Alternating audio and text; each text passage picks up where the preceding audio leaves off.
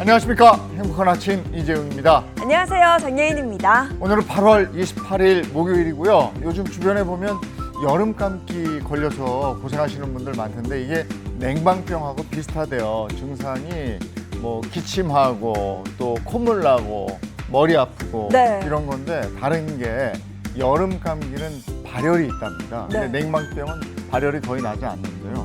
이거 확실하게 차이가 있으니까 건강 관리 더 신경 쓰시기 바랍니다. 네, 이 냉방병은 실내외 온도차를 5도 이하로 유지하고 또 몸을 따뜻하게 하는 게 핵심이고요. 여름 감기 같은 경우에는 충분한 휴식과 수분 섭취 그리고 균형 잡힌 식사가 도움이 된다고 합니다. 늦여름 건강 관리 잘 하시고요. 8월 28일 목요일의 행복한 아침 활기차게 시작합니다.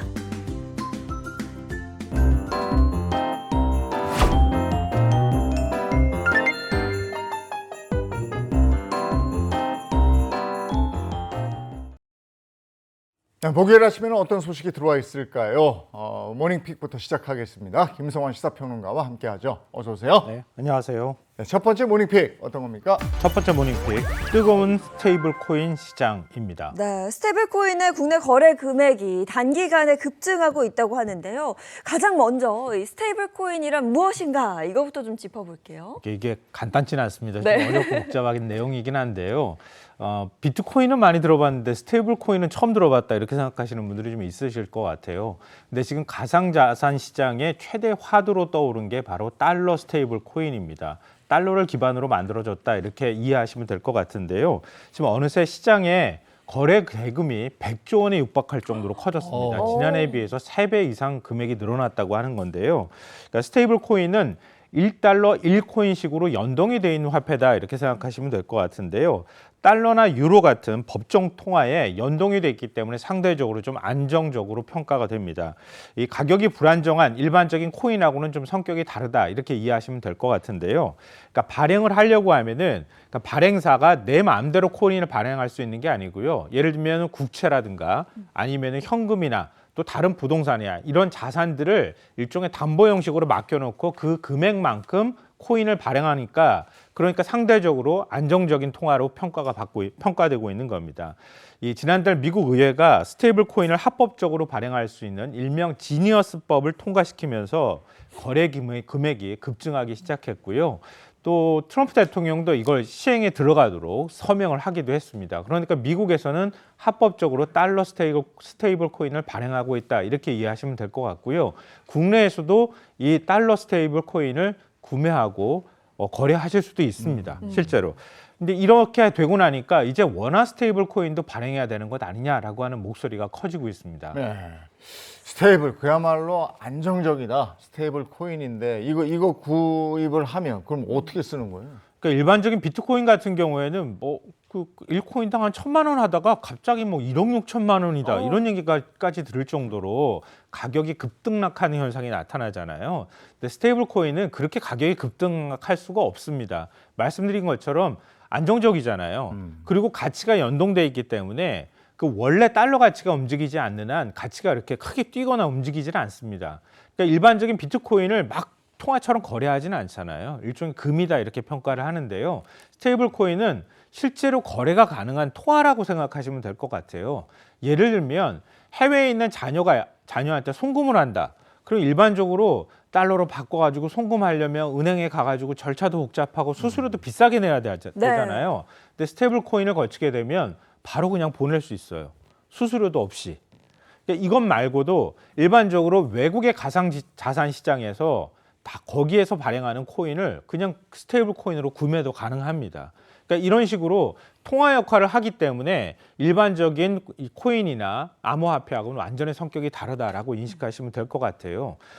그리고 얘기를 들으시다 보면서 왜 원화 스테이블 코인은 발행하지 않느냐 이렇게 궁금해하실 분들이 계실 것 같은데요. 달러 스테이블 코인은 기축 통화인 달러에 연동이 돼 있잖아요. 근데 원화는 기축 통화가 아니잖아요. 네. 원화 가치가 급등락하거나 이런 현상이 생기거나 아니면은 다 환매해 주세요. 이런 일이 벌어지면 엄청나게 사태가 커질 수 있거든요. 그러니까 그리고 또 중앙은행 입장에서는 중앙은행 기반의 코인을 발행하지 않는 한 통화 조절 기능이 없어질 가능성, 상실될 가능성이 있기 때문에 아직은 좀 한국은행도 좀 반대하고 있고요. 정부에서도 최종적으로 스테이블 코인을 발행하는 것을 결정하지 못하고 있는 상황입니다. 어쨌든 스테이블 코인 요즘 시장에서 쓰이는 거 보면 이제 디지털 화폐로 가는구나 싶어요. 옛날엔 조개였잖아요. 네. 그러다가 금, 은이었잖아요. 그러다 종이었잖아. 네. 이젠 디지털로 가는구나 싶기도 하고 그렇습니다. 자, 다음 픽은요. 두 번째 모닝픽, 치료 가능 사망률 지역 격차 여전입니다. 네, 시의적절한 치료가 있었다면 막을 수 있었던 이 사망률의 지역 격차, 이게 여전히 크다는 말인가요? 네, 맞습니다. 제때 치료만 받을 수 있다면 사망하지 않을 사람이 돌아가신다. 이거 사실 좀 서러운 일이기도 하고요. 또 이런 일이 벌어지면 안 되거든요. 근데 내가 사는 지역에 따라서 그 격차가 발생한다. 이것도 또한 국가적인 차원에서 굉장히 심각한 문제일 수밖에 없는데요. 이 국민의힘 백종원 의원실이 보건복지부에서 받은 자료를 보면은요, 이런 치료 가능 사망률이 지역별로 큰 차이를 보이는 것으로 나타났습니다. 전국 17개 시도 가운데 사망률이 가장 높은 지역은 충북이었는데요. 인구 10만 명당 49.94명이었습니다. 가장 낮은 지역은 울산이었는데 울산보다 13명 이상 많은 것으로 나타났습니다. 지역별로 보면 어떻습니까? 충북 외에도 인천, 부산, 강원이 49명대로 높은 편에 속했고요. 경북, 전남, 충남, 대구, 제주, 광주는 평균을 좀 웃돌았습니다. 그러니까 치료 가능 사망률이 좀 안 좋은 편에 속한다 이렇게 생각하시면 될 것 같고요. 상대적으로 울산이 가장 낮다고 말씀드렸는데 울산 다음으로 낮은 곳은 역시 예상하셨다시피 39.55명인 서울이었습니다. 그만큼 의료 환경이 서울이 좋다는 얘기가 되는 거겠죠. 그리고 세종, 대전, 경기, 경남은 상대적으로 치료 가능 사망률이 낮았습니다. 그러니까 지역별로 치료 가능 사망률이 큰 차이를 보이는 것은 우리 의료 체계가 지역별로 균형 있게 작동하지 못하다는 걸 보여주고 있는 거잖아요. 그러니까 보건복지부도 지역 필수 의료 강화를 통해 의료 격차를 줄이겠다 이렇게 입장을 밝혔는데요. 이게 그렇게 간단한 문제는 아니거든요. 지역 의료원, 공공의료원도 사실 지금 문을 닫는다는 소리가 나올 정도로 상황이 별로 안 좋은데요. 보다 적극적인 정부의 재정 역할이 필요할 것 같습니다. 지역에 사람이 모여들고 거기에 여러 가지 기반이 갖춰져 있어야 될 텐데 네. 이게 참 어제 오늘의 일이 아닌데 해결이 쉽지가 않습니다. 자, 다음 픽은요. 세 번째 모닝픽, 나홀로 세대 1000만 돌파입니다. 야, 1인 가구가 1000만 세대를 돌파한 건가요? 네, 저도 깜짝 놀랐습니다. 네. 왠지 1000만 하면은 영화뿐만 아니라 뭐든지 많아 보이는 느낌이 좀 있잖아요. 어떻게 보면 좀 심각하다고도 볼 수 있는데요. 어제 행정안전부가 발간한 2025 행정안전 통계 연보를 보면은요, 작년에 전체 세대 수는 2,411만 8,900여 세대였습니다. 2020년 대비 약 100만 세대가 증가한 수치입니다. 이 가운데 1인 세대는 1,012만여 세대로 처음으로 1,000만 세대를 돌파했습니다. 이게 전체 세대의 42%를 차지하는 숫자라고 합니다. 불과 얼마 전까지만 해도 서울이 한 40%다 이런 얘기했고요. 지역 같은 경우에 전체 평균을 보면 30% 돌파했다 이런 얘기를 들어보셨을 텐데 어느새 42%를 돌파했다는 얘기가 나오고 있는 겁니다. 2인 세대도 많아졌는데요. 2020년 540만 세대에서 작년에 601만 세대로 증가를 했고요. 반대로 다인 세대 같은 경우는 줄지 않겠습니까? 4인 세대 이상 세대는 같은 기간 461만 세대에서 394만 세대로 67만 세대가 줄어든 것으로 나타났습니다. 1인 가구는 늘었는데 주민등록 인구는 줄어들었다면서요? 그렇죠. 그러니까 인구는 줄어들었는데 세대 숫자가 늘었다는 얘기는 네. 세대가 잘게 쪼개지고 있다. 아. 이렇게 볼 수 있는 거잖아요. 주민등록 인구는 2020년 5,183만 명에서 5,122만 명으로 줄었는데요. 이게 인구 감소가 5년째 계속되고 있는 겁니다. 그나마 불행 중 다행이라고 해야 될까요? 전년 대비 감소율은 2022년을 정점으로 줄어서 인구 감소 추세는 다소 완화된 것으로 나타났습니다. 이게 계속해서 이제 인구의 변화 못지않게 사회 구조의 변화가 이렇게 네. 되는 거니까요. 여기에 대한 적절한 대책도 필요한 것 같고. 자, 다음 모닝픽은요. 네 번째 모닝픽, 가을 불청객 털 진드기 감시 시작입니다. 네, 어릴 때 잔디밭에 막 누우면 누가 그랬어요. 쯔쯔가무시 조심해 막 이런 얘기 들었었는데 털 진드기는 쯔쯔가무시증을 옮겨서 이게 문제가 되거든요. 질병관리청이 감시 관리를 좀 시작한 건가요? 예, 맞습니다. 매년 가을철이 되면 쯔쯔가무시 조심해라 이제 이런 얘기를 하곤 하는데요. 질병관리청이 가을철을 맞아서 쯔쯔가무시 유행에 대비해 털 진드기 발생 밀도를 감시한다라고 밝혔습니다. 그만큼 발생 빈도가 점점 높아질 수 있는 병이다 이렇게 보시면 될 것 같은데요. 쯔쯔가무시증은 쯔쯔가무시균을 가진 털 진드기 유충에 물려서 감염되는 질환이고요. 연간 6천 명의 환자가 보고되고 있습니다. 근데 쯔쯔가무시가 왜 쯔쯔가무시라고 이름을 붙였을까 궁금하시지 않으세요? 그게 이게 일본 이름인 것 같은데. 네, 맞아요. 혹시 쯔쯔쯔거려서 쯔쯔가무시인가 이렇게 생각하실 것 같은데 쯔쯔가무시가요. 쯔쯔가가 진드기라 그래요. 무시가 병을 얘기하는 거고요. 쯔쯔가무시. 그러니까 진드기에 물려서 생기는 병이다. 이렇게 일본에서 붙인 건데 우리가 받아들일 때 어감이 좀 이상해서 네. 다른 말로 오해하시는 분들이 있을 것 같은데요. 감염이 될 경우에는 열을 인해 두통, 발열, 발진, 오한 이런 것들이 생기고요. 림프절 종대, 이게 쉽게 풀어서 말씀드리면 임파선이 막 비정상적으로 붓는 현상이 나타납니다. 이것 좀 주의해서 보시면은 쯔쯔가무시 이런 건가? 라고 의심하실 수도 있을 것 같아요. 특히 10월과 11월 가을철에 집중적으로 발생을 하는데요. 이때 유충이 동물이나 사람의 기생에서 체액을 섭취하면서 성장하기 때문에 이 시기에 환자도 많이 발생하는 거라고 합니다. 쯔쯔가무시증은 완치가 가능한 거죠? 네, 치료 받으시면 완치가 네. 가능합니다. 야외 활동 이후에 털 진드기에 물린 자국이 발견되거나 열을 인해 발열, 발진 등의 증상이 나타날 경우에 쯔쯔가무시를 의심하시고 즉시 의료기관을 방문해 진료를 받으시면 되는데요. 진드기에 물리지 않는 게 최선의 방법이잖아요. 그러니까 풀밭에 오래 머무르지 않으시고요. 야외 활동 시에 긴 옷이나 목이 긴 양말, 장갑, 모자 등을 착용하시는 게 좋을 것 같습니다. 네, 알겠습니다. 오늘 모닝픽 여기까지 하겠습니다. 김성환 평론가와 함께했습니다. 고맙습니다. 고맙습니다. 네, 이어서 오늘 날씨 어떤지 확인해 보겠습니다. 문다정 기상캐스터 나와주세요. 네, 이제 날이 조금 풀리나 싶더니 다시 폭염특보입니다. 어제 오후 5시를 기해서 폭염특보 지역이 확대됐는데요. 무더운 공기에 소나기도 곳곳에 지나겠습니다. 서울 등 수도권에도 폭염주의보가 내려졌고 충청권으로도 확대된 모습인데요. 이들 지역에서는 최고 체감온도 33도 안팎까지 올라서 매우 무덥겠습니다. 자세한 한낮 기온 보시면요. 서울과 부산이 32도, 그 밖에도 33도 안팎으로 전국의 기온이 높게 오르겠습니다. 다시 뜨거워진 대기가 불안정해지면서 곳곳에는 소나기가 지나겠는데요. 오후 한때 중서부에 5에서 30mm, 영남에는 5에서 20mm로 돌풍과 함께 요란하게 내릴 수 있겠습니다. 오늘 밤부터 내일까지 강원 영동에는 순간풍속 초속 15m의 강풍이 불어오니까요. 시설물 관리 잘 해주셔야겠습니다. 내일은 중부, 토요일에는 중북부, 일요일에는 서쪽을 중심으로 소나기가 지나겠고요.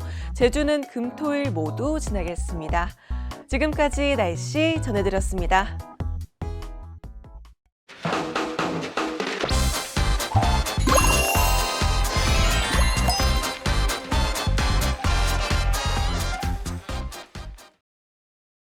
네, 이번엔 최신 기업 소식을 전해드리는 더 핫한 경제 소식입니다.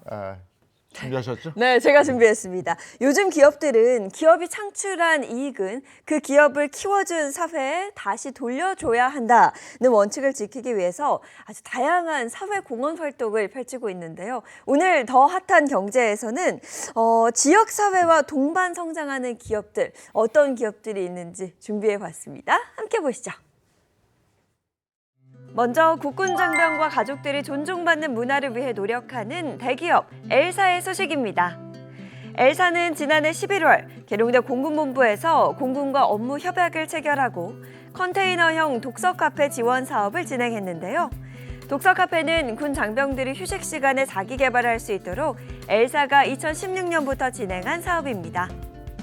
다음은 환경 보전과 임업 상생을 위해 다양한 사회 공헌 활동을 펼치는 식품 제조기업 S사의 소식입니다. S사는 지난 6월 경기 포천시의 국립수목원에서 환경 보전을 위한 생태 조성 활동을 진행했는데요. 이날 활동은 유네스코 생물권 보전 지역인 광릉숲 일대에서 이뤄졌고요. 수목원 내 약용식물원에서는 식용식물과 자생식물 50여 종을 심으며 정원을 조성했습니다. 다음은 소외계층을 위해 따뜻한 나눔을 이어가고 있는 대형 유통기업 이사의 소식입니다. 이사는 지난 7월 중랑구의 취약계층에게 물품 전달식을 진행했는데요. 저소득 홀몸노인 400세대를 대상으로 여름 보양식 삼계탕과 다양한 식품 및 생활용품을 지원했고요. 법의 보호를 받기 어려웠던 주민들을 대상으로 무료 법률 상담 서비스도 진행했습니다. 마지막으로 안동 산불 피해 이재민을 위해 봉사활동을 진행한 화장품 제조기업 A사의 소식입니다. A사는 지난 6월 임시 조립주택에 거주 중인 160가구에 장류와 식초, 식용유 등 기본 식재료 생필품 키트를 전달했고요. 인근 휴게 공간 조성을 위해 관목 1,800주를 심었으며 더운 여름 야외에서 쉴 수 있는 평상도 제작했습니다.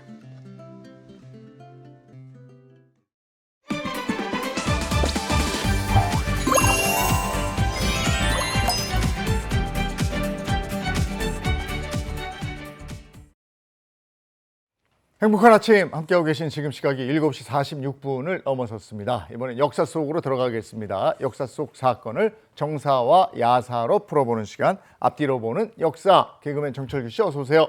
네, 앞뒤가 완전 다른 역사 얘기를 파헤치러 왔습니다. 개그맨 정철규입니다. 네, 반갑습니다. 그리고 역사 속에서 우리가 궁금했던 이야기만 쏙쏙 뽑아서 알려주실 역사학자 이익주 교수님 소개합니다. 반갑습니다. 네, 안녕하세요. 역사서에 나오는 정사는 물론 세간에 떠도는 역사 썰까지 팩트체크 제대로 해드리겠습니다. 역사학자 이익주입니다. 네, 앞뒤로 보는 역사. 오늘의 주제는요. 네, 오늘의 주제입니다. 나라를 말아먹은 역사 속 최악의 간신들입니다. 요즘도 출세를 위해서 그냥 아부의 목숨 거는 사람들이 많은데 이런 사람들을 우리가 간신배, 이런 간신 같은 땡땡 그죠? 이러잖아요. 근데 이게 이제 역사 속에서도 이 간신 때문에 나라가 흔들리는 경우가 많았죠. 그렇습니다. 자신의 이익만 챙기고 나라는 돌보지 않았던 악명 높은 간신들. 오늘 분노할 얘기가 좀 많겠는데요? 네, 간신은 간사한 신하라는 뜻이죠. 능력이 아니라 아첨과 모함으로 권력을 잡으려는 신하 이런 뜻인데요. 어느 시대나 나라를 어지럽히는 간신이 많이 있었습니다. 물론 충신도 많이 있었지만요. 자, 오늘은 임금의 눈과 귀를 막고 나라를 좌우했던 간신부터 정적을 모함해 제거하고 권력을 잡은 간신들, 부정축제한 간신들까지 우리 역사 속 간신들을 낱낱이 파헤쳐 보겠습니다. 네, 그럼 먼저 야사 속으로 들어가 볼까요? 앞뒤로 보는 역사, 오늘 야사 속 이야기는요. 자, 고려를 망하게 한 최악의 간신 이님입니다. 네, 오늘 이야기도 야사를 재구성했고요. 야사기 때문에 사실과 다르거나 과장된 부분이 있을 수 있다는 점 기억하고 들어주시면 좋겠습니다. 때는 고려 말 공민왕의 갑작스러운 죽음 이후 강령대군은 공민왕의 유일한 후사였는데요. 출생을 두고 여러 가지 뒷말들이 많았어요. 이것 때문에 강령대군의 할머니 명덕태후 홍씨가 강령대군을 후계자로 인정하지를 않았습니다. 하지만 그 당시 두 번째 높은 과직 넘버 2 관직에 있던 수시중 이인임이 강령대군을 왕위에 앉히기 위해서 명덕태후를 설득하기 위해 찾아갑니다. 어떤 이야기를 했는지 함께 보시죠. 아무리 선왕의 유언이긴 하나 그 아이 고작 10살이요. 왕자에 앉기엔 춘추가 미령하니 내 다른 사람을 찾아보겠소. 마마, 그것이 문제라면 뭘 그리 걱정을 하시옵니까? 마마께서 이리도 강건하게 계시오지 않습니까? 뭐라? 마마, 혹 고려 최고의 여장부이신 태조 대왕의 손녀 천추태후에 대해 들어보셨는지? 그분의 명성이 처음부터 그리 시작된 줄 아시옵니까? 그분이 칭송받기 시작한 것은 아들이신 목정대왕의 수렴 청정을 한 뒤부터지요.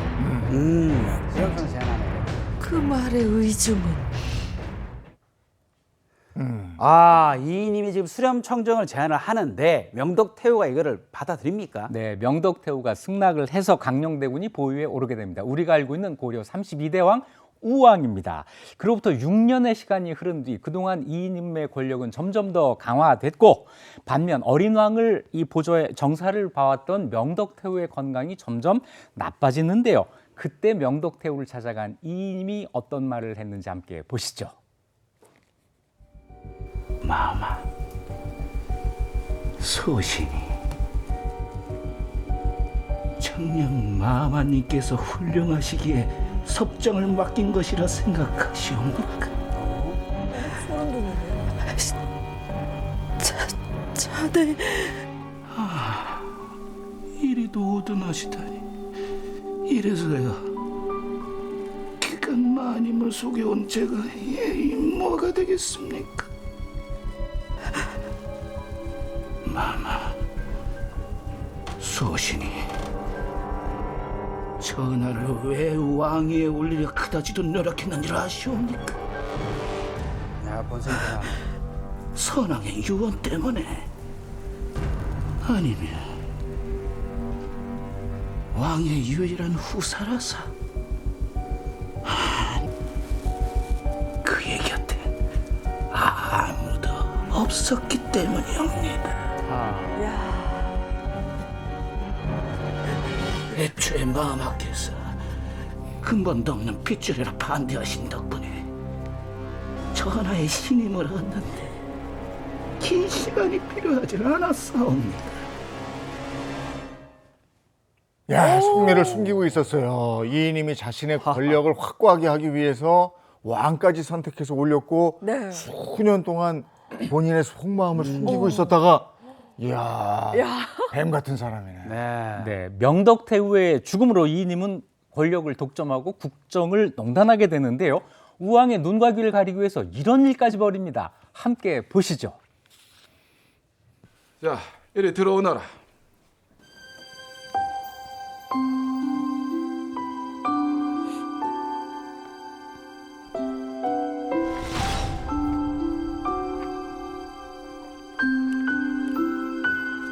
저 아이는 누구입니까? 어떠시옵니까, 전하? 마음에 드시옵니까?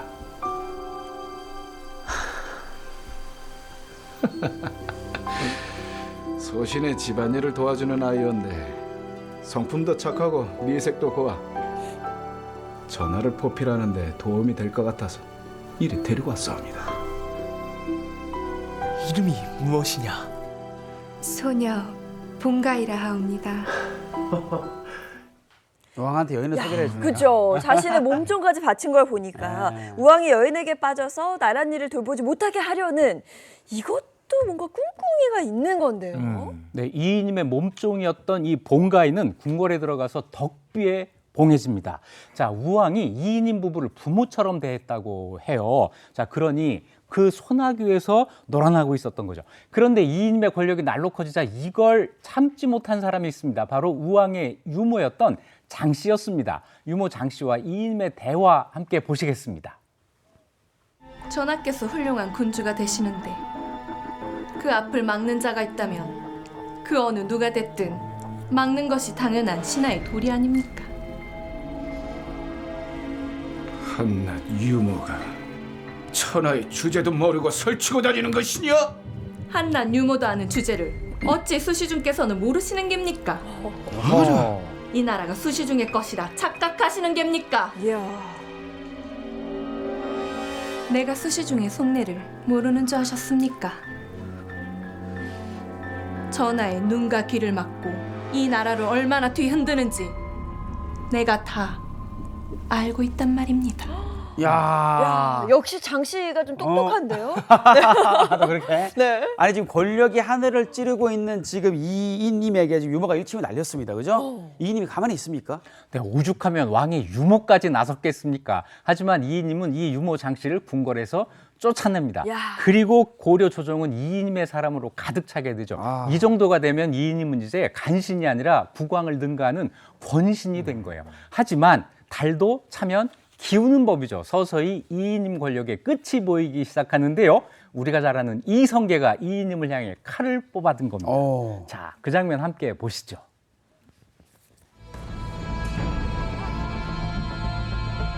이님 내 이놈!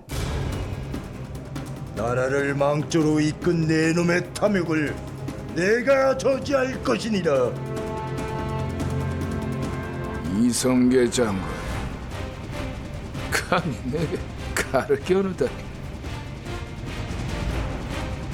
정녕 제정신인 것이오! 이 장군, 뭔가 오해가... 전하, 벌써 수지승 수하들이 모두 실토하여 싸웁니다. 허니 죄인을 두둔하는 것을 이제 그만하시지요. 그거라! 당장 죄인 이인임을 추포하거라. 예!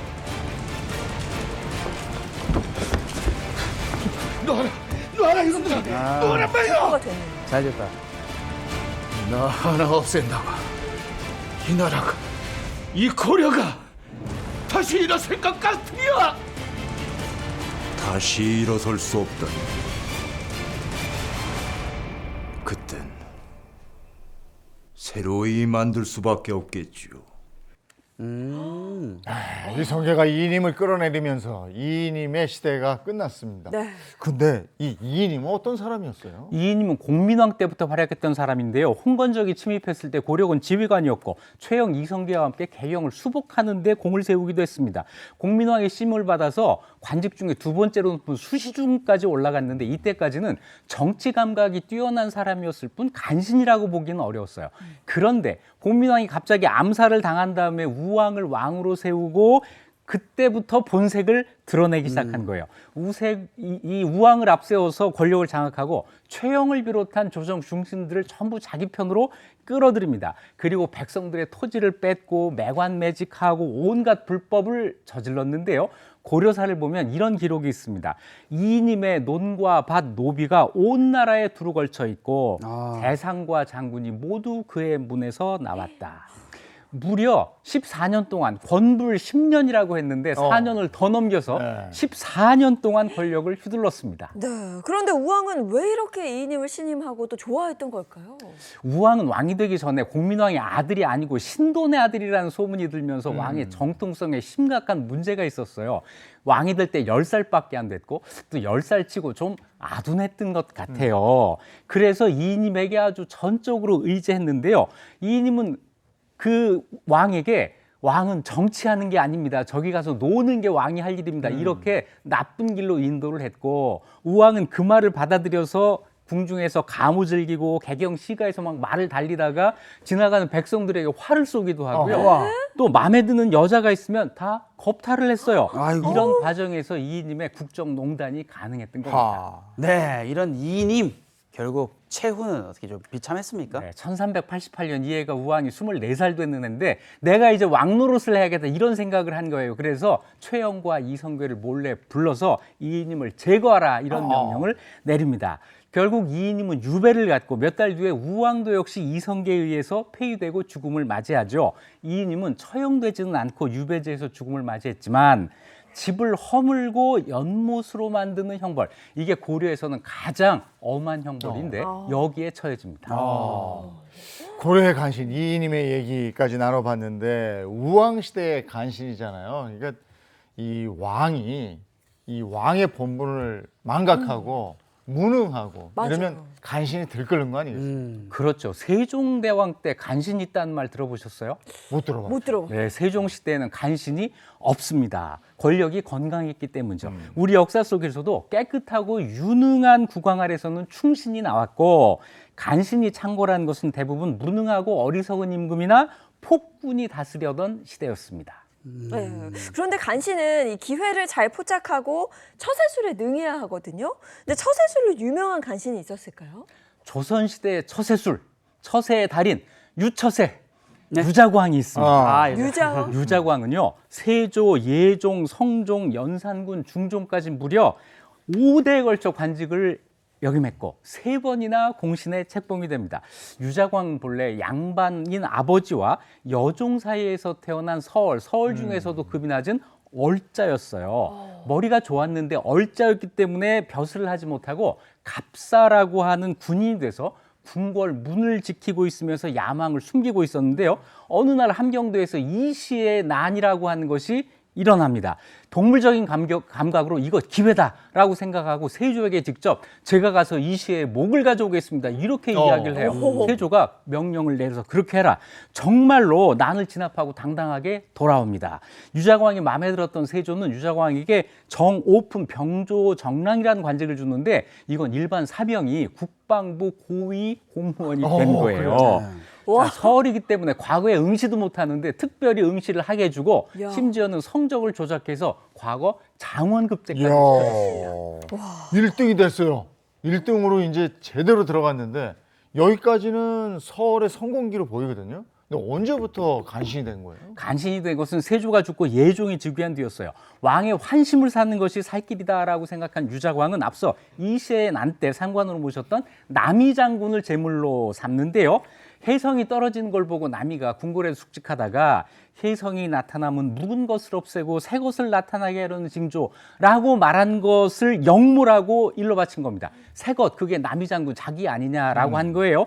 영모라는 증거가 하나도 없고 유자광의 이 고발밖에 없었는데 하지만 남이 장군은 모진 고문을 당한 끝에 3일 만에 죽음을 당했고 그 공로로 유자광은 공신이 됐습니다. 네, 이 내용을 가만히 들어보니까 유자광이 살아남을 수 있었던 거는 이 고자질, 이 특기 하나였던 것 같은데요. 네. 맞아요. 고자질. 유자광이 고발한 사람만 무려 93명, 그중에 39명이 사형이나 부관 참시를 당했고 34명 유배, 4명이 좌천, 6명 노비, 10명이 파직을 당했습니다.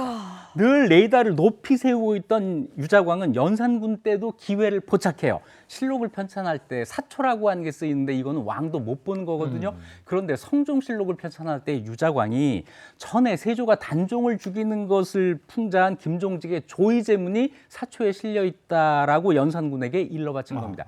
일러 바친 걸로 끝난 게 아니라 이 구구절절을 전부 해석해서 이건 이런 뜻입니다라고 연산군에게 다 가르쳐줘요. 평소 옳은말하던 신하를 싫어하던 연산군이 이거 기회다 해가지고 김종직과 관련된 사람들을 싹 잡아다 숙청을 하는데 이게 무오사화라고 합니다. 정말 고발의 달인이다 이렇게 불러도 될 것 같은데 이렇게 연산군의 폭정에 기름을 부었던 게 유자광이거든요.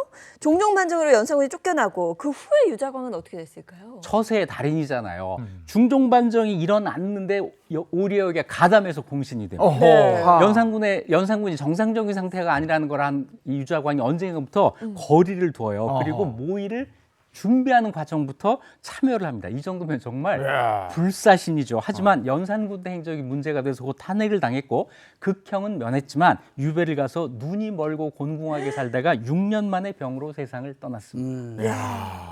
서울 출신인데 이 그야말로 촉이 빨라서 그리고 모함이나 모략 같은 걸 잘해서 5번의 정권 교체도 살아남았었단 말이에요. 근데 이 연산군 때는 유자광뿐이 아니고 간신들이 많았지 않아요? 네, 유자광과 쌍벽을 이루는 또 간신이 있습니다. 이번에는 부자가 간신인데요. 임사홍과 임숭재 부자입니다. 아버지 임사홍은 왕실의 부마였어요. 그래서 왕실 정보에 밝았고 이걸 이용해서 신하들을 모함을 해서 권력을 잡으려고 했는데 성종 때 현석규라는 사람을 모함했다가 이것이 사실이 아니라고 한 게 들통나서 관직에서 쫓겨나서 12년 동안 유배 생활을 했습니다. 계속 정계 복귀를 노렸지만 신하들이 격렬하게 반대해서 계속 실패를 하다가 50대에 이르렀어요. 그런데 사실 임사홍 집안이 대단했는데요.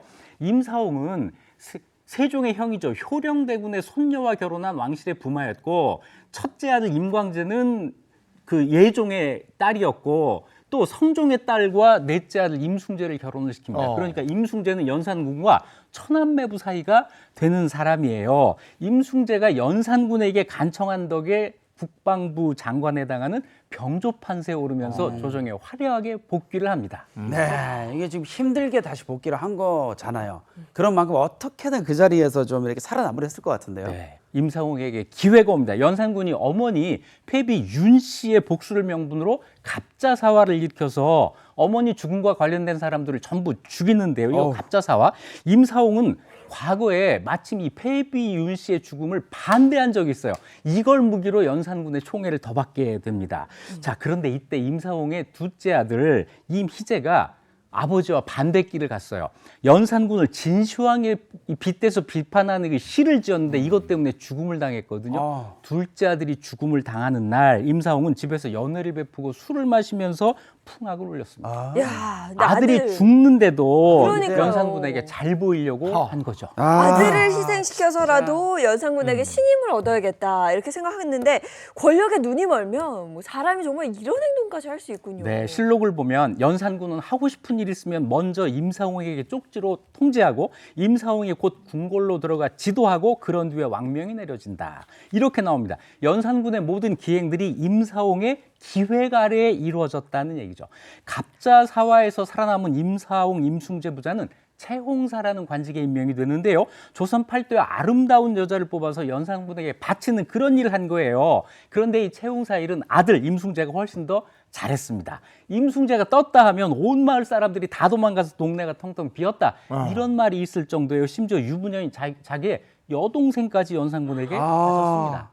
유부녀였는데. 이게 지금 뭐 연산군 입장에서는 임충재가 지금 모든 걸 다 최선을 다해서 막 하잖아요. 네. 뭐 할 수밖에 없을 것 같아요. 네, 정말 마음에 들어했어요. 연산군은 임충재 집까지 오가는 걸 편하게 하기 위해서 궁궐과 임충재 집 사이에 민가 40채를 허물고 지름길을 만들기도 미쳤다, 진짜. 했습니다. 자, 임충재 연산군의 총애를 믿고 뇌물 받고 자기 비위에 거슬리는 신하들을 전부 모함해서 파면시키거나 죽이기까지 했습니다. 대간들이 임충재를 탄핵했지만 오히려 연산군이 대간들을 처벌을 했어요. 임사홍, 임승재 부자지간인데 이거 어떻게 됐어요, 이들은? 연산군 폭정에 반발해서 중종 반정이 일어났잖아요. 네. 임사홍은 바로 그날 집에서 살해당합니다. 그런데 임충재는 반정 1년 전에 먼저 병으로 죽었는데 죽기 전 유언이 상상 초월입니다. 죽어도 여한이 없으나 다만 전하께 미인을 더 바치지 못한 게 한이 죽으면서까지 아부를 한 거죠. 이럴 수가 있을까? 마지막까지 이런 말을 하고 야 정말 믿을 수 없습니다. 근데 또 조선의 인조도 무능한 왕으로 꼽혔단 말이죠. 인조 때도 간신이 분명히 있었을 텐데요. 네, 무능한 왕 간신 이건 등식이에요. 인조 때는 김자점이라는 간신이 있었습니다. 김자점은 광해군을 몰아내기 위한 반정을 계획했는데요. 이 인조 반정은 준비 단계가 굉장히 소홀했어요. 그래서 몇 차례 첩보가 광해군 귀에 들어갑니다. 이때 김자점이 술을 쓰는데요. 광해군 때 실세였던 김계시라는 상궁이 있었습니다. 이 상궁에게 뇌물을 주고 줄을 댄 거예요. 실제 반정 전날에도 고변이 들어왔는데 광해군이 김상궁의 말을 듣고 아무 조치를 취하지 않았어요. 결국 김자점은 반정이 성공하면서 1등 공신에 책봉이 됩니다. 네, 김자점이 이렇게 정세를 파악하는 능력이 뛰어나단 말이죠. 근데 이게 사실은 일을 잘해야 되지 않습니까? 무능했어요. 김자점은 인조 때 청나라가 조선을 쳐들어온 병자호란 때 이 병자호란 청나라 군대를 막는 그런 위치에 있었는데 이걸 하지를 못했습니다. 심지어 청나라를 막지 못했을 뿐 아니라 보고까지 늦게 해서 인조가 강화도로 들어가지 못하게 됐고 이것이 결정적인 패인이 됐죠. 병자호란 패인의 중요한 부분을 차지한 게 바로 김자점이었습니다. 그러면 책임을 져야 될 거 아니에요? 김자점은 알아서 잘 적절한 책임을 졌습니다. 네, 책임을 집니다. 이 패배의 책임을 지고 유배를 가요. 여기까지는 그냥 무능한 관리 정도였는데 그 다음에 간신으로 변신을 합니다. 인조가 다시 불러들여요. 이때부터 김자점이 인조 입안에 혀처럼 굴기 시작을 하는데요. 인조의 아들 소현세자가 사망한 후에 인조가 며느리 세자빈 강씨를 못마땅하게 여긴다는 사실을 알고 강씨 처형을 주도했어요. 이 일로 더 신임을 얻게 됐고 자기 손자를 인조 딸과 결혼을 시켜서 더 권세를 누리게 됩니다. 그런데 결정적으로 이 김자점이 청나라 세력과 내통해서 나라를 팔아먹은 거예요. 이제 간신에서 반역자까지 된 거죠. 효종이 왕위에 오르자마자 칼을 뽑았고 유배를 보낸 뒤 2년 뒤 영모죄로 처형을 했습니다. 네, 들어보니까 간신의 말로는 다 좋지 않은 것 같아요. 그럼요. 자, 그리고 부부가 함께 간신의 길을 걷는 경우도 있었다고 합니다. 앞뒤로 보는 역사, 오늘 두 번째 이야기는요. 조선을 뒤흔든 간신 부부, 윤원형과 정난정입니다. 네, 때는 조선 중기 인종이 즉위 8개월 만에 병사하고 어린 명종이 즉위하자 어머니 문정왕후가 수렴청정을 하게 되는데요. 그러자 문정왕후의 친동생인 윤원형이 권력을 휘두르기 시작합니다. 결국 문정왕후와 윤원형의 국정농단을 비판하는 벽서가 곳곳에 붙게 되는데요. 명종은 이번 기회에 백성들의 마음을 한번 헤아려보자라고 했지만 글쎄요. 윤원형과 그의 첩 정난정의 반응은 어땠을까요? 함께 보시죠. 그 전하는 대비 못 먹게 그리 혼이 나시고도 어찌 정신을 못 차리신 겁니까? 이런 일은 하루빨리 범인을 잡아 차명을 처해야 아래 것들이 하늘 높은 줄 아는 겁니다. 위로는 여왕, 아래로는 간신들이 날뛰니 나라가 곧 망할 것이다.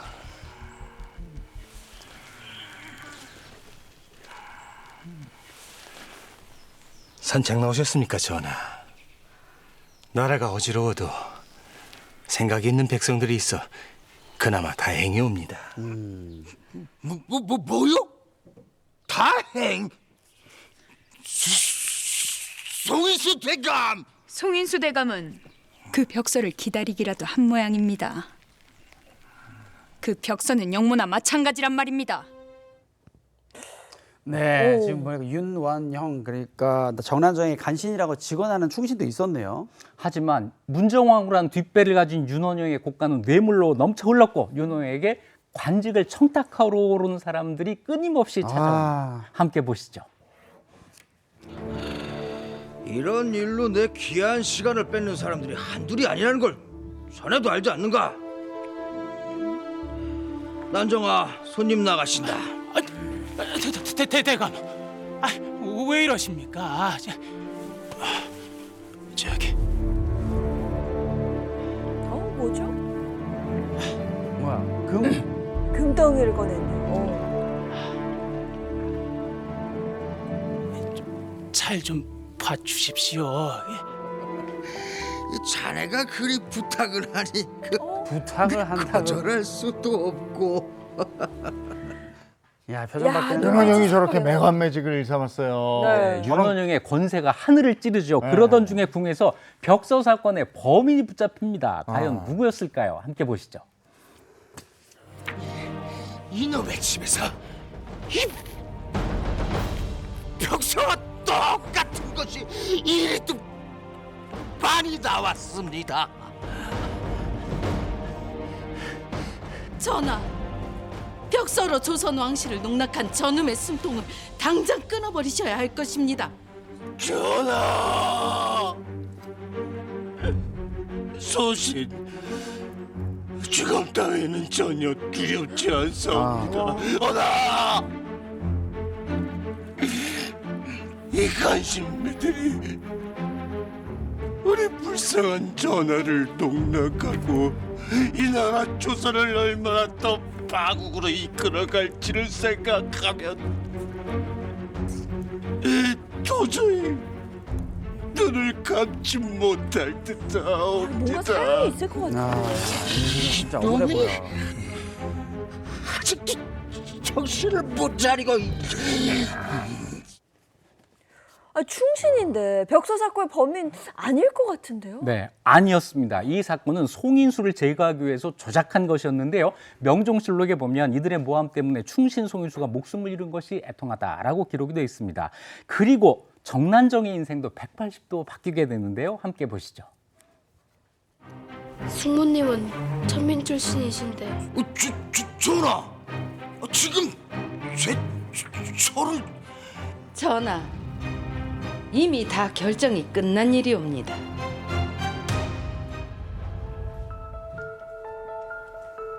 와. 아니 이게 누구신가? 정경 부인 아니십니까? 이들 멋대로네요. 아주. 나라를 아주 그냥 지금 마음대로. 대비마마, 이 천한 곳에 오래 탄을 풀어주시고 황송하옵나이다. 평생 동안 마마의 손과 발이 될 터이니 부디 만수무강하시옵소서. 그래, 그러자꾸나. 정난정이 지금 정경부인의 자리까지 올랐습니다. 그죠? 네, 정난정은 어머니가 관비여서 천민이었어요. 그래서 이 관직에 오를 수가 없는데 윤원영에 첩외되었다가 정처를 독살하고 자기가 정처가 됩니다. 그리고 천민 출신으로선 유일하게 정경부인 자리까지 올라 엄청난 권력을 휘둘렀습니다. 하지만 문정왕후가 세상을 떠나요. 이들 부부는 어떻게 됐을까요? 전하와 조정 대신들 모두 우리에게 칼을 겨누고 있는 마당에 어찌하겠습니까?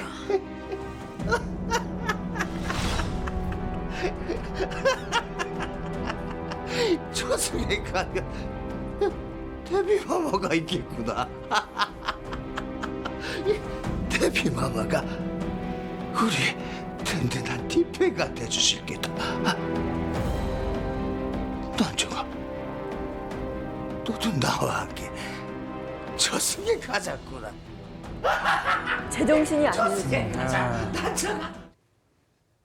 이게 어떻게 됐습니까, 전도는? 무려 20년 동안 국정을 농단했던 윤원영과 정난정 부부는 문정화후가 세상을 떠나자 곧바로 탄핵을 당했고 정난정이 먼저 독약을 마시고 자결했고 윤원영도 닷새 뒤에 생을 마감했습니다. 권세를 20년이나 누렸으니 얼마나 폐해가 컸겠습니까? 네, 명종실록에 이런 말이 있습니다. 임금을 협박해 궁궐의 일을 맘대로 하고, 자, 죄인도 뇌물 받고 풀어주고, 자, 뇌물을 많이 받아서 열차나 되던 큰 집이 진기한 부하로 가득 찼으니 나라보다 부자이고 임금보다 사치스러웠다. 이렇게 기록이 되어 있습니다. 아이고, 이 정말 교훈을 한번 주시죠. 네, 고려사 간신열전에 이런 말이 있습니다. 세상에 간신이 없던 적은 없다. 하지만 임금이 밝게 비추면 자기가 하고자 하는 말을 마음대로 하지 못한다. 옛날에는 왕의 역할이 이렇게 중요했지만 지금은 국민들의 역할이 중요합니다. 나라의 주인은 국민이 밝게 비추면 간신은 나올 수 없습니다. 예, 알겠습니다. 오늘도 이익주 교수님과 함께했습니다. 고맙습니다. 고맙습니다. 고맙습니다. 교수님.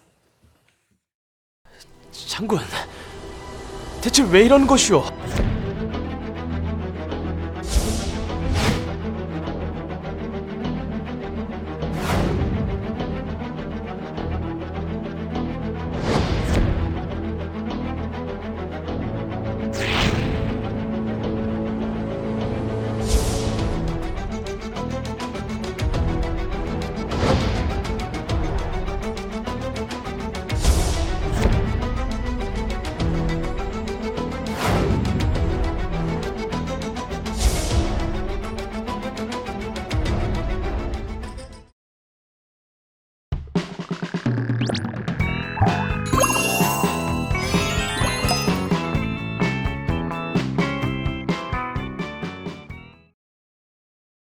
이보은의 사계식탁 시간입니다. 이보은 선생님 어서 오세요. 안녕하세요. 안녕하세요. 아유, 늦여름에 늦더위가 한창입니다. 오늘 폭염주의보도 있더라고요. 네. 아랫지방은요. 네. 이렇게 더울 때는요. 여름에 먹는 식재료가 가장 좋습니다. 왜냐하면 여름철에 맛과 영양을 가득 갖고 있어서 잘 자라는 식재료 뭐냐? 바로 애호박입니다. 애호박은요, 여름철에 무럭무럭 잘 자라요. 그 안에 있는 단맛 때문에 훨씬 더 영양도 있고 맛도 아주 좋거든요. 오늘 이 애호박 가지고요, 제가 제철 애호박 한 상을 마련을 했습니다. 맛있겠죠? 네. 기대됩니다. 애호박 달큰하니 너무 좋잖아요. 그렇죠. 아주 너무 맛있는 건데 이 첫 번째 메뉴는요, 바로 애호박채 덮밥입니다. 애호박을 아주 굵게 채 썰어서 아주 맛있게 덮밥을 만들면 달달한 그 천연의 맛 때문에 입맛이 없을 때 입맛을 확 사로잡게 하는 그런 마법의 메뉴가 바로 애호박채 덮밥입니다. 두 번째는요, 바로 애호박 젓국을 준비했는데요. 우리가 요새 찬 음료 많이 드시고 찬 음식들 많이 드시잖아요. 몸을 약간 따끈따끈하게 할 필요가 있어서 제가 새우젓으로 만든 애호박 젓국을 만들었는데, 어머님들 아마 애호박 젓국 다 본인들만의 레시피가 다 있을 거예요. 오늘 이보은이 하는 레시피는 또 얼마나 간단한지 잘 봐주시기 바랍니다. 네, 이 애호박은 뭐 부드럽고 영양소도 많고 그래가지고 남녀노소가 그냥 다 좋아하는 거잖아요. 그렇죠. 거기다 오늘 그 애호박채 덮밥이랑 애호박 젓국, 야, 덮밥과 국의 궁합. 기대됩니다. 기대됩니다. 기대되죠. 네. 일단 애호박을 준비를 했는데, 애호박은요, 이렇게 굉장히 곧잖아요. 근데 애호박이 이게 우리가 판매할 때 보면 이렇게 비닐이 쌓여져 있어요. 그렇게 자라지 않으면 이게 아래가 이렇게 빵빵해지거나 아니면 모양이 휘거나 해서 그렇게 올곧게 하려고 그렇게 비닐을 싸놓거든요. 그래서 그거 깨끗하게 씻은 다음에 요 위쪽 하고 아래쪽만 이렇게 좀 잘라주시고요. 요거를 채를 써는데 굉장히 굵게 채를 써주시면 됩니다. 왜냐하면 이게 애호박채 볶음이잖아요. 그러다 보니까 너무 얇게 채를 썰면 나중에 애호박이 살짝 부러져요. 구부러지거나 부러지거든요. 그래서 되도록이면 약간 굵게 채를 썰어서 여러분들이 이제 애호박 잡수실 때 애호박 모양 자체가 그대로 다 드러날 수 있도록 하시는 게 가장 좋아요. 네. 그래서 이렇게 하고 난 다음에 이것도 그냥 굵게 채 썰어 주시면 돼요. 아주 굵게. 그리고 약간 길게. 그래야 여러분들이 드시기도 좋고 나중에 모양새도 굉장히 좋거든요. 네. 그래서 굵게 이렇게만 썰어 주세요. 자, 이렇게. 너무 굵은 거 같죠? 요거 나중에 볶아 보면 없어요. 맞아요. 그래서 이 정도 쓰셔야 됩니다. 이렇게. 아, 그래야 식감도 좀 살아 있을 것 그렇죠. 같아요. 네. 자, 이렇게 준비를 해주세요. 자, 이렇게 애호박이 준비가 됐으면 우리 이제 그 다음에 뭘 하냐 하면 바로 고추하고 그 다음에 쪽파 준비하시면 되는데요. 쪽파는 한 1cm 가량으로 썰어주시면 됩니다. 제가 이거 좀 옮기고 바로 썰을게요. 네. 이렇게 놓고 그다음에 쪽파는 요거 그냥 요것도 이제 양념으로 들어가는 거라 너무 길게는 하지 마시고요. 한 1cm 가량으로만 이렇게 썰어서 준비를 해주세요.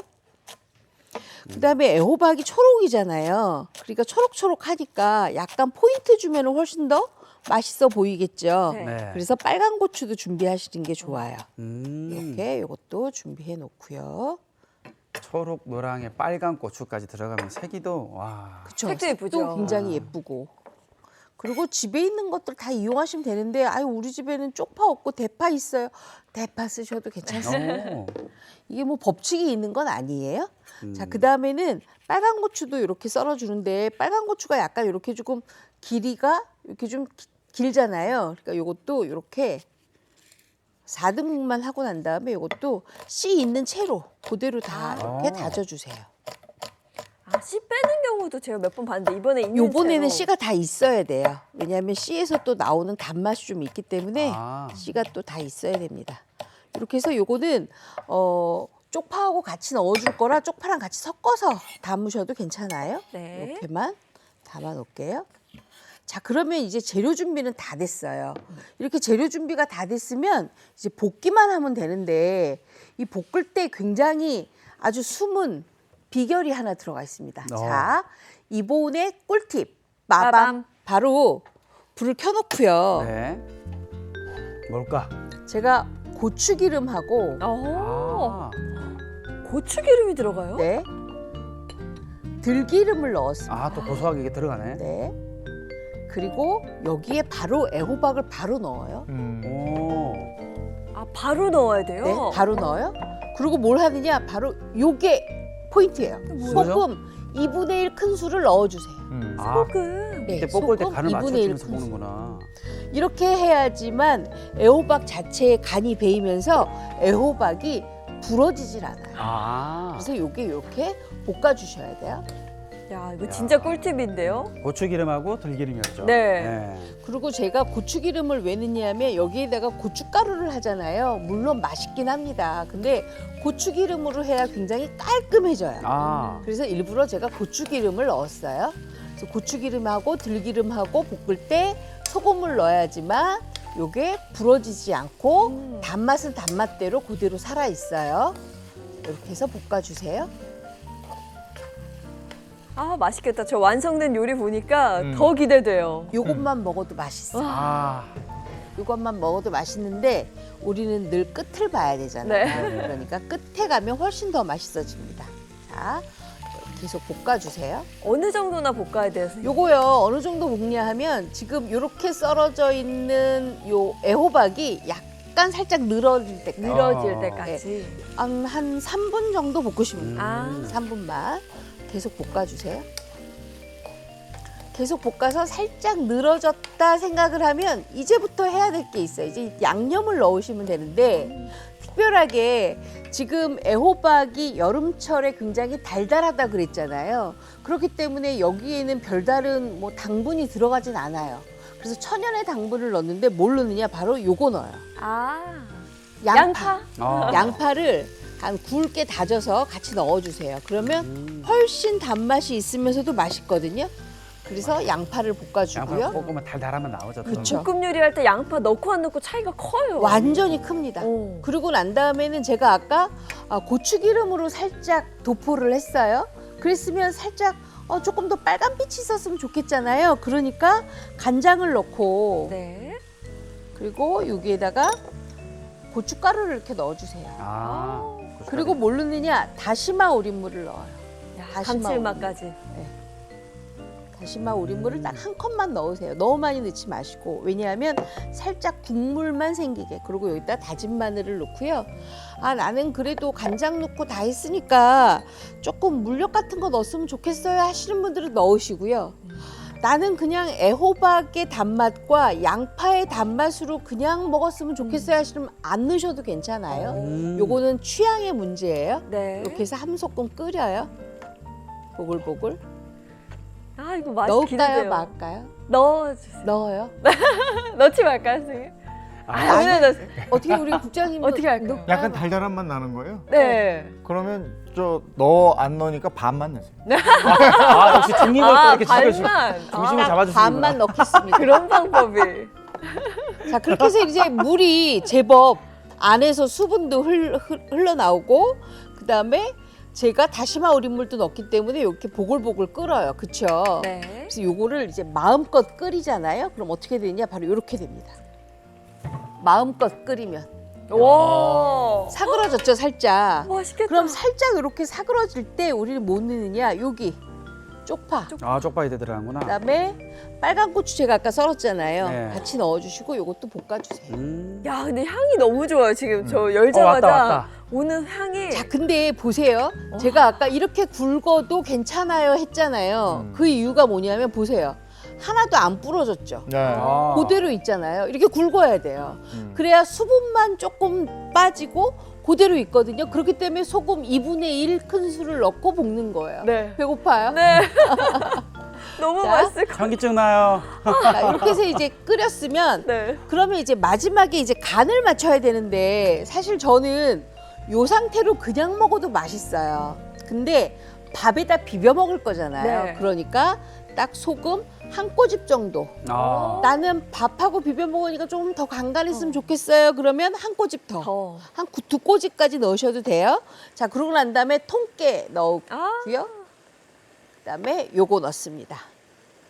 깻가루. 깻가루. 아. 와, 맛있겠다. 근데 많은 분들이 저한테 문의를 하셨어요. 도대체 깨소금도 아니고 깻가루가 뭐예요 하셨는데 통깨를 살짝 방망이로 빻아서 만든 게 깻가루예요. 깻가루. 소금을 넣으면 깨소금이에요. 네. 근데 저는 소금을 안 넣었으니까 그냥 깻가루예요. 근데 깻가루를 넣게 되면 빠져 있기 때문에 고소한 맛이 훨씬 잘 스며들어요. 그래서 제가 섞어 쓰는 거예요. 자, 이렇게 했으면 이제 다 됐어요. 맛있겠죠? 네. 요거 그냥 잡수셔도 맛있는데 이제 밥에다가 요거를 올려 먹어요. 덮밥으로. 네, 덮밥으로. 우와. 왜냐하면 애호박치 덮밥은요. 요게 여름철에 너무 입맛이 없다 하셨을 때 잡수시면 아주 좋거든요. 그래서 국자로 요거를 한 국자씩 제가 떠드릴 건데 제가요 좀 이따가 젖국을 드릴 거예요. 네. 그래서 욕심껏 이거를 밥을 다 잡수시면 좀 남겨놔야 돼. 젖국을 살짝 짜게 드실 수도 있어요. 그러니까 밥을 딱 2수저는 남겨놓으세요. 네. 아, 어려울 텐데 한번 노력해 보겠습니다. 자, 이렇게 해서 싹 덮어요. 이렇게. 그래서 국물까지. 그래서 제가 아까 다시마 우린물을 넣은 이유는 그 국물에 살짝 적셔져서 덮밥이니까 잘 비벼지게 하도록 이렇게 만든 거예요. 네. 이렇게 담으시면 돼요. 철규 씨 이거 좀 네. 갖다 주세요. 아, 저 국물도 있어서 더 부드럽게 잘 비벼질 것 같아요. 그래서 이 국물이요 달큰하니 맛있어요. 이게. 근데 저 국물도 생수 넣으신 거 아니고 다시마 우린물 넣었으니까 훨씬 더 맛있죠. 이게 얼마나 더 맛있겠어요. 그래서 잡숴 보세요. 향이 뭐 벌써 와, 애호박 좋지. 이거 부침개에 먹어도 맛있고. 너무 맛있고 지금 정말 달큰하죠, 애호박이. 요거 살짝 식은 밤에 얹을 때 난 더 좋던데. 약간 와. 야, 어떠세요? 와, 생각보다 더 맛있어. 그쵸? 정확한 표현이에요. 생각보다 훨씬 더 맛있어요. 아니 그럼 아까 제가 설명할 때는 맛이 없었던 아니요. 말씀이세요? 그때도 맛있어 보였는데 상상했던 맛보다 훨씬 맛있죠. 우리가 호박의 맛을 알기 때문에 와. 그 맛이 날 거다 생각했는데 다른 곁들여서 넣으신 것들이 조합이 되면서 더 맛있어. 맞아요. 더 맛있어요. 이거 밥도둑이라고 딱 표현하면 되겠다. 왜 이렇게 달아요, 선생님? 애호박이 달아서 그렇죠. 왜냐하면 제가 지금 단 거 넣은 거는 물엿 아까 한 큰술만 넣으라고 하셨잖아요. 그거밖에 넣은 게 없어요. 자연의 단맛이야. 자연의 단맛. 그래서 더 맛있는 것 같아요. 네. 야, 제가 분명히 아까 말씀드렸죠. 밥 조금 남겨놓으셔야 된다고. 와, 너무 맛있는데? 이런 맛이구나.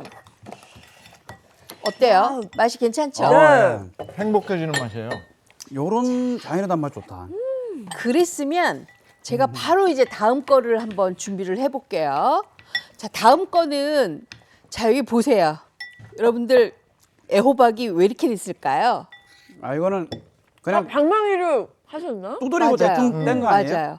제가 예전에 한번 저희 할머니는 방망이로 해서 부러뜨려서 애호박을 합니다 말씀을 드린 적이 있어요. 네. 찜할 때. 그래야 굉장히 단맛이 많이 나옵니다 그랬잖아요. 오늘도 역시 젖국찌개를 그렇게 방망이로 좀 두드려서 할 거예요. 아, 고추장찌개 같은 거 할 때도. 그렇죠. 제가 애호박 그때 저렇게 해야 돼요. 그렇게 맞아요. 만들었잖아요. 근데 이것도 이렇게 해서 반 갈라요. 반 갈르고 난 다음에 무조건 방망이로 가운데부터 이렇게 하려면 잘 안 돼요. 그러니까 뒤를 약간 먼저 구슬려 놓고 네. 그다음에 양쪽을 이렇게 두드려 주세요. 이렇게. 이것도 스킬이 필요하네요, 선생님. 네. 좀 시끄러워도 이해를 해주세요. 자, 이렇게 해서 그냥 손으로 뚝뚝 자르시면 돼요. 왜냐하면 지금 굉장히 이 호박이요 달고 맛있어요. 그렇기 때문에 이 호박 씨조차도 단맛이 나기 때문에 절대로 버리시면 안 돼요. 네. 그래서 이렇게 준비를 할 거예요. 이렇게. 저는요 이 애호박 젓국에 들어가는 이 애호박이 약간 물러가지고 입안에 들어가면 살짝 크림처럼 스며드는 게 좋거든요. 네. 그렇게 해야지 맛있어요. 그래서 애호박도 이렇게 손으로 자를 때 조금 잘게 잘라주시는 게 좋아요. 아셨죠? 네. 자, 이렇게 다 준비가 됐습니다. 오이탕탕이 할 때도 저렇게 두드려서 하잖아요. 그렇죠. 두드려서 하잖아요. 요새 두드리는 게 유행인가 봐요. 예, 요리들이 다 두드리는 것들이 좀 많이 나왔어요. 그만큼 편한 거 많이 찾으시니까 그러신 것 같아요. 자, 이렇게 해서 이것도 이렇게 다 두드려서 이제 준비를 했습니다. 그러면 우리 시장 가면 요 애호박 말고 맛호박이라는 거 있어요. 참호박, 동그란 호박. 그것도 그렇게 이렇게 두드려서 하면 좋은데 그건 이제 동그랗잖아요. 그러니까 4등분을 내고 난 다음에 두드리시면 돼요. 그것도 굉장히 맛있어요. 이렇게 다 준비가 됐습니다. 자, 그랬으면 이 애호박 젓국에 가장 들어가는 핵심 또 향신채가 있어요. 바로 대파하고 양파인데요. 이 대파하고 양파도 아주 맛있게 그냥 썰기만 하면 돼요. 어떻게 써느냐?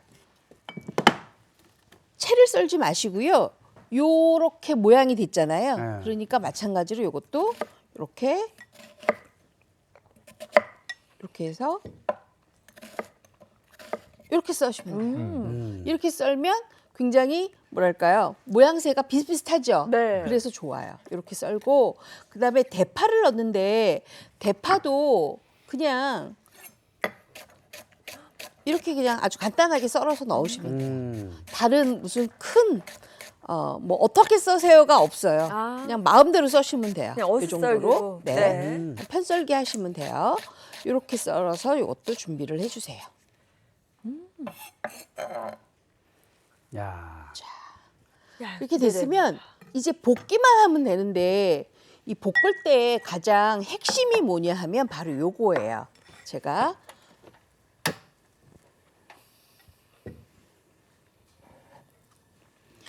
들기름이거든요. 네. 들기름을 넣고 애호박을 넣어요. 들기름과 애호박. 아까도 들어갔었죠. 네. 들기름이. 그리고 여기에다가 양파하고 대파까지 그냥 다 넣으세요. 향신채까지 다 넣어주시는 거예요. 네. 이래야 맛있으니까. 그러고 나서 요거 새우젓이거든요. 새우젓을 딱 한 큰술만 남기고 여기에 다 넣으세요. 그래서 요걸로 볶아요. 요걸로. 그래야 새우젓에 충분하게 볶아져서 이게 맛있거든요. 이렇게 볶아요. 볶으면서 우리가 뭘 넣느냐? 바로 여기 국간장. 간장. 네. 그다음에 국간장. 요거 살짝 요거 매실청이거든요. 요거 넣으셔도 돼요. 또 단맛 살짝 나고. 네. 그리고 다진 마늘이에요. 요거 넣고. 그래서 살짝 더 볶아주세요. 새우젓을 한 번 더 볶아주면 새우젓의 비린 맛이 올라오지 않아요. 네. 훨씬 더 달큰하니까 볶아주시는 게 좋아요. 자, 그리고 난 다음에는 우리가 뭘 하느냐? 바로 여기에다가 다시마 우린물을 넣어주세요. 다시마 우린물을 많이 넣어주세요.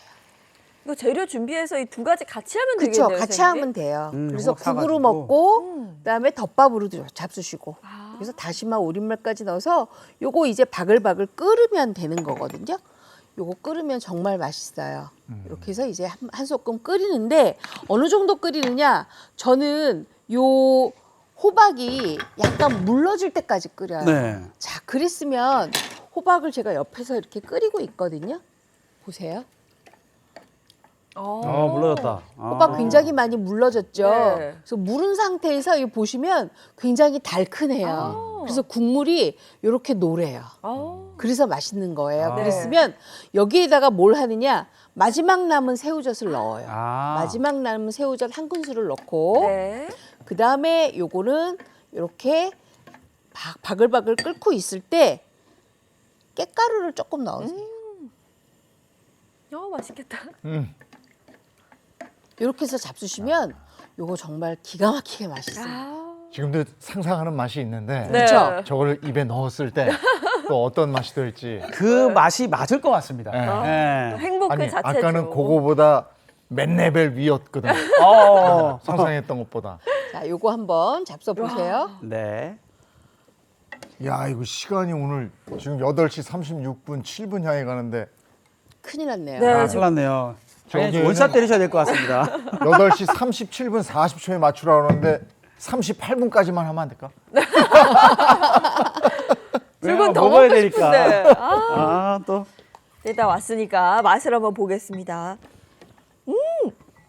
향이 뭐 이것도 역시 네. 생각했던 것보다 몇 레벨 위네. 위에요. 오. 위죠. 네. 확실히 위죠. 보자. 이렇게 부드럽게 잡수셔야지 여러분들이 원하시는 새우젓 젓국을, 그러니까 애호박 젓국을 정말 부드럽고 맛있게 드실 수가 있는 거예요.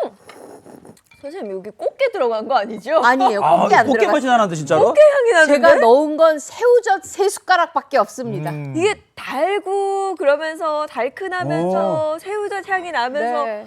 너무 맛있네요. 선생님 다음 주는 뭐 해볼까요? 다음 주는요, 든든하게 드셨으면 좋겠어서 제가 든든하게 잡수시는 아롱사태를 준비했습니다. 다음 주에 우리 고기 좀 먹어봐요. 네, 선생님 오늘도 고맙습니다. 네, 고맙습니다. 네, 오늘 날씨 알아보도록 하겠습니다. 문단영 기상캐스터 바로 나와주세요.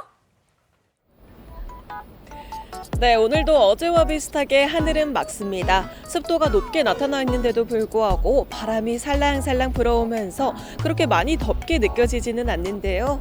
현재 서울의 기온은 25.9도를 보이고 있고 체감 온도는 더 높아서 27.7도 나타나 있습니다. 어제 5시를 기해서 폭염특보가 확대됐습니다. 서울 등 수도권에는 폭염주의보가 발효 중이고 충청 지역에도 폭염특보가 발효되고 있는데요. 이들 지역에서는 최고 체감온도가 33도 안팎까지 올라서 매우 무덥겠습니다. 자세한 한낮 기온도 보시면요. 서울과 부산이 32도, 그 밖에는 33도 안팎까지 오르면서 전국이 대부분 높게 오르겠습니다. 다시 뜨거워진 대기가 불안정해지면서 오후에는 한때 소나기가 지날 텐데요. 중서부를 중심으로는 5에서 30mm, 영남에는 5에서 20mm 정도로 돌풍이 불면서 요란하게 쏟아질 수 있겠습니다. 오늘 밤부터 내일까지 강원 영동에는 순간풍속 초속 15m의 강풍이 불어오니까요. 안전사고 주의하시길 바랍니다. 내일은 중부에, 토요일에는 중북부에, 일요일에는 서쪽 지역을 중심으로 한때 소나기가 지나겠습니다. 제주는 금요일부터 일요일까지 소나기 소식이 모두 들어 있습니다. 지금까지 날씨 전해드렸습니다. 이게 약간 지치고 무료한 듯 할 때 네. 오늘 이런 특식 한번 별식으로 드시면 참 좋을 것 같아요. 아 진짜 특식 별식 맞는 게요. 오늘 이 애호박 요리는 제가 알던 애호박이 아닙니다. 정말 맛있으니까요. 집에서 꼭 한번 해서 가족들과 맛있게 드시기 바랍니다. 저희는 내일 아침 7시 30분에 다시 돌아올게요. 행복한 아침, 행복한 하루 되십시오. 고맙습니다. 고맙습니다.